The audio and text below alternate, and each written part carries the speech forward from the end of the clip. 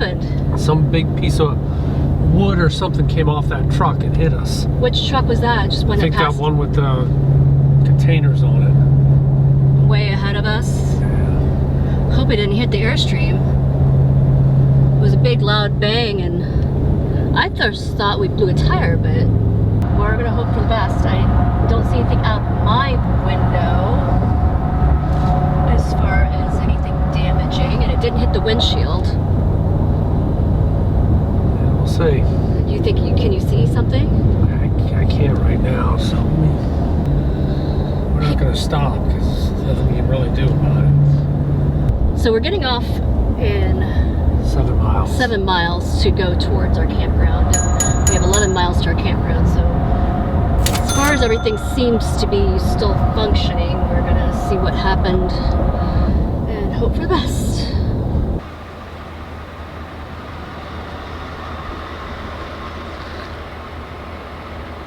Do we have anything? I mean, did we luck out? There's nothing on the Airstream, there's nothing on the truck. I thought it hit the truck. Yeah, I thought it hit the truck too, but I don't see anything. So today must be our lucky day, right? I tell you what, I have no idea how we didn't get a dent on that. I thought it hit the roof or the window of the truck and it probably went up and nailed the end cap. Yep. I see thought I was nothing. looking at the end cap and seeing that it might have gotten hit, but yeah, we couldn't tell when we were driving, but we'll have to look at the dash cam footage to see if we got anything on that. Hopefully, because we've been toting this dash cam around for quite some time, never getting decent footage. Right. So hopefully this time we did. Yeah, absolutely. Okay, Cindy is our forensic accident analysis. I did that with the Ohio rest area. I was just going to say, you did it with the Ohio rest area. And so what's your analysis right now? Well, I could have only done the analysis after seeing the dash cam footage, right? Because I actually, at the time, literally did not see what happened. All I heard was it hit. Right. So it was a piece of wood, and it's like it hit the windshield about right where my finger is. There's a little kind of a scratch. Scuff. It looks like it hit, I can see a little piece of wood right there that just got blown away. Looks like it hit here. Yep. And then it shied off that direction. So it didn't hit the Airstream at all. We can't didn't. find any evidence whatsoever that it touched the Airstream. So the only thing really that is pretty firm evidence is that it hit right there, because I have the dash cam footage, and I'm supposing that it hit this way and shied off that way. So no damage to the Airstream. We got out of this one very lucky. This day has been very entertaining. So we just lost power. Yeah. It was actually, I didn't notice it till my computer went off, and I figured maybe my computer connection's funky or wonky or something, but I look at our power meter here. Yep, it is down. Which lets us know, so... And you first checked the fuse inside, correct? Yep, checked the breakers. The breakers are all good, so now we're going to go outside. Start some troubleshooting. Yep, we're just The first step in troubleshooting is always to correct the obvious first. So we're going to go look at the breaker outside. And see what's going on. Alright, so note that we were not running any high amp devices like the air fryer. Yeah, so we didn't trip that. Or the AC. Let's go ahead and look at the autoformer. The autoformer should have all green lights if power's going into the rig. Okay, let's see.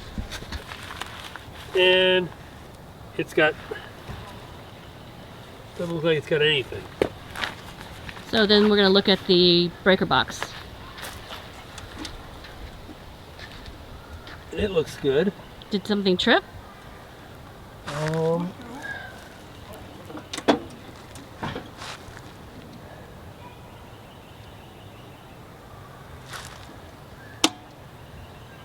Cycle the breaker. Check the autoformer. See if that made a difference. Yeah, still got nothing. Okay. So that's good. I mean, at least it's not the Airstream or the autoformer. Huh. So what's next? It's a campground. So it's showing nothing here? Yeah, normally there'd be some countdown there normally that you'd be able to see it. Okay, so just in case this is an extended duration outage, we're going into AntMan mode, which means I'm going to start regulating Cindy, turning off lights. We don't need to crank the fridge on propane yet because our fridge doesn't work on propane that well. We don't know why, but this might be a good test of that to see if it does. But yeah, AntMan takes over, and we are going to start getting into power conservation mode. So let's check out. Let's see if Cindy's See, what's that? Tell me it's not so that AntMan is coming into fruition. Okay, so why do you have a light on? Because I'm cooking. Notice an LED All right, I'm not light. that. AntMan is not that much of a jerk. Notice an LED light. But look at that! Oh my gosh! Yes, that is amps right there. That is amps being wasted. Yeah. All right, so what are we going to cook here in this amp outage? We have the boudin, which I'm going to boil, and I'm going to have some biscuits to go with that. So all on gas. So it's great to have gas. When There was this just a recent post, literally on Airstream Addicts that said, why do people have propane stoves? Why would not just convert everything to electric? Right. This is the reason why. Yeah, if I had to cook on induction right now, I would be out of luck. Right. Or unless we put the I'm generator really on. liking the fact that this picture is dark. This video is dark. That means we're not using a lot of light. Though I suppose we could throw the generator out, but you'd have to throw out a lot of stuff in the back of the truck to get to it, right? Yes, the generator, because of its weight, and the solar panels, because of its weight, are right up against the back of the firewall there. All right, so we've had numerous people coming around asking if we've had a power outage. Yep. So someone's going up to the gate to see if we can contact somebody about the outage. This is a campground emergency. Yeah, this has been quite the eventful day with... All right, let's see if we can get some... Hi, look at that. So we can see Cindy now. Okay, that's enough. This has been quite the eventful day with the whole wood piece into the dash. Oh my God. Into the window. Hey, this is real camping now. Yeah. This is RV and it's an adventure. Absolutely. Every day is something different. Okay, update. A member of the park staff from the South Carolina State Park system, which this is awesome. They came by and said that a tree branch fell on a power line out by the ranger station. So we're going to be out of power for a while. They've called the power company. They'll try and get power back up. But that's the status. So it's not just a breaker or somebody using, you know, their hairdryer or something like that. So, yeah, we're going to keep... Cindy's got the fridge temp. She's monitoring the fridge temp. If it starts to drop, we'll turn on the propane, which in our case usually heats up the fridge. So we'll see how that goes. But yeah, that's the current status. What time is it about, Beans, you think? About 7:40 or so. 7:40, so we'll see when power gets restored. But let me tell you something, the best part about having no power is if you're in an Airstream, is the best place to be with no power because we are fully self-sustainable, except for our propane fridge. Biscuits are ready to go. I'm going to put some butter on them and stick them in the oven. 15 minutes and we'll have some fresh biscuits. All right, they look delicious. Good job, C. Yeah. So it's about 9:15 and power has not yet come on, so we're going to force a test of our propane fridge. As you know, it's been kind of wonky. So I made one adjustment. We'll see if that works. And it's going to be on propane for the night. And we'll see how it goes tomorrow morning. Right now it's what, Beans? What? What was the temperature of the fridge? 44, I believe. 44. So we'll see how it goes in the morning. Okay, well, we're starting our day in Columbia, South Carolina here. We're at downtown Columbia, South Carolina. Yeah, and right behind us, it's kind of hard to see, it's hidden by the trees, is the South Carolina State House. We're not going to be visiting that today, but we did visit the Vermont State House. If you want to check out that video, it'll be linked up here. But yeah, we're here at the farmers market, which is huge. It is. It is very, very big, but like many farmers markets we go to, there was like 2 places selling farm stand stuff. Right. Everything else was basically jewelry, And paintings, food vendors. and a lot of food vendors. So, yeah, we're hitting the food market today, gonna check things out. This is open from 9 to 1. Yes. And so we're gonna be going through and see. And as you can see, we learned from our parking experience, and we parked a little bit farther away than we did in Augusta. Yeah, so, I think that was a little bit smarter. that was a lot smarter. Yep. We're gonna go ahead and see if we can't find some produce. And something for me to drink. Maybe some lemonade. Yeah, the lemonade stands seem extremely popular. Oh, maybe it'll die down once it gets closer to 1 o'clock. Okay, so what'd you get? I got a donut, and I got this strawberry orange strawberries thing, and it's really good. It's like a fruit smoothie of some sort. And it's always good to look up, you know. Look at this, it's a Brazilian steakhouse right now, but look it up. Yeah, but look at that little chain thing detail behind. And then over here, Oh, you're out of the orange. that very interesting chain connects the buildings there. So we learned from our experience in Augusta, and when we saw this open spot right here that was just not like 0.3 miles away from the market, we snagged it. Yeah, I mean, this is 0.3 miles, this is a third of a mile. Yeah, and the website that this market was showing on actually encouraged you to park far away as possible.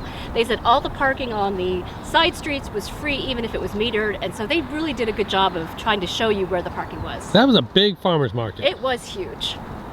All right, so the power came on what time last night? Around 10-ish or so? 10-ish or so, yeah. So yeah, the power came back on. We were good to go. And, the fridge still did not work up to its potential. I still have a theory on that, though. I'm working one more final theory before I call in call in a technician, and figure that out. I got one more thing. So, because we were going to be boondocking here at the end of this week. So we're here at Sesquicentennial State Park in Columbia, South Carolina. We're at site 21. It's water and electric. I think you said the first 9 sites have sewer. Yes. There is a dump station which we'll hit, but yep. It's kind of a sandy surface, so you track a little bit of sand in. Not too bad. Reasonably level. I think we're 1 block there. Yeah. As we come around and look at services here, you can see they've got the no sewer sign. Yeah, we're not boosting. That's just because part of the campground, this loop has sewer. Right. And it's just to avoid people getting confused. Yeah, it's not really level front to back, though. You can see we've got a really downward bubble here, so we've had to jack things up pretty high. These sites have 30, 50 amp. Water was at 78 ppm. Yeah. Not too big of a deal. The other loop only has 30 amp, so that's something to consider if you have 2 air conditioners or something like that.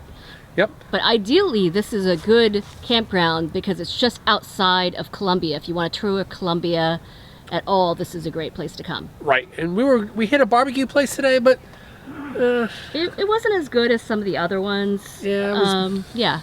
So we'll just leave it at that. We didn't want to. It was just weird. I wouldn't have recommended it. Yeah. But yeah. So Starlink was crap. Yeah. Even though I did Google Earth and try to get the good site, it's probably the 19 would have been slightly better. Yeah, it might have been a little bit better, but Starlink isn't doing too well. But that's life. Yep. And yeah, so if you've got an inkling to hit Columbia, South Carolina, say you've got somebody going to Fort Jackson, graduation, you need to stay at a place, this would be a great place to stay. Yeah, it's nice and quiet. Yep. And yeah. Off tomorrow to Claytor Lake State Park in Virginia. Yes, we're starting our trip north. Join us next week as we head north and check out some history at Appomattox Courthouse. So if you like this video, give us a big thumbs up. And if you think we've earned a subscription, click to subscribe. And comment below if you've ever had an unusual tow day. Because we come out with RV and Airstream related videos just like this one every Tuesday. Thanks for watching.